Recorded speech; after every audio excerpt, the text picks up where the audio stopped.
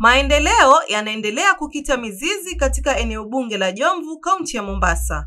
Wananchi wanashuhudia mageuzi ya kweli. Barabara ambazo hapo awali zilikuwa vumbi na mashimo, sasa zimegeuka kuwa njia salama na rafiki kwa watembea kwa miguu, madereva na wafanyabiashara.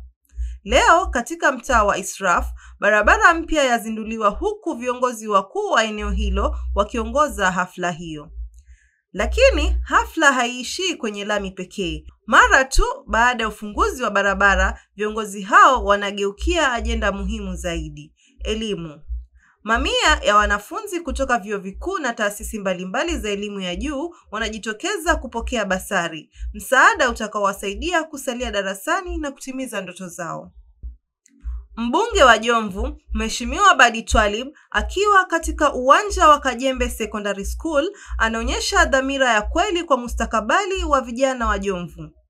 Anasimulia jinsi alivyoweka kando siasa na maneno na kuchukua hatua za moja kwa moja kuwasaidia wanafunzi ambao wangekatizwa masomo kwa sababu ya ukosefu wa karo. Nikafanya maamuzi ya kusema lazima mwanzo tusiache kuweka watoto wetu bila kuwasaidia, wataregeshwa nyumbani.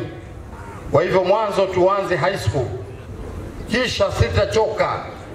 Tukipata pesa kamili hizi nyingine za college na university tutakuja. Na naam, tulifanya za high school tukatoa vizuri na sijachoka. Leo niko hapa kutoa university na college na nitaendelea kuwasaidia zaidi.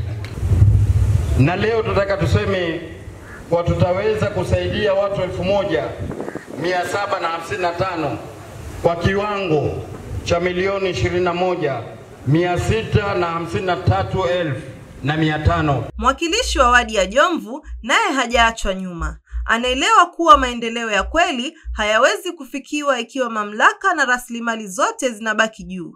Anasimamia usawa wa ugavi wa rasilimali kutoka kiwango cha eneo bunge hadi ngazi ya wadi. Basari zinasaidia sana.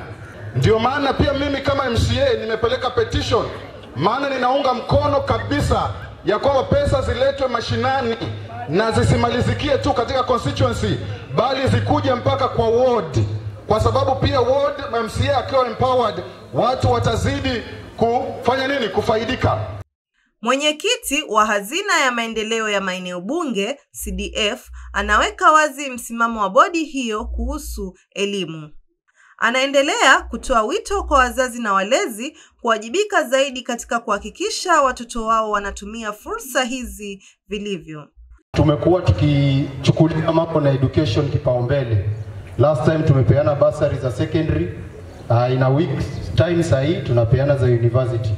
Jukumu letu wa wazazi kuhakikisha kwamba watoto wetu wanasoma vifaavyo na pia kushikilia ofisi ya CDF. Maendeleo ya kweli hayawezi kungoja kesho, bali hujengwa na maamuzi ya leo. Nikiripotia runinga Fix kutoka Mikindani, eneo bunge la Jomvu, gatuzi la Mombasa, jina langu ni Jane Dama.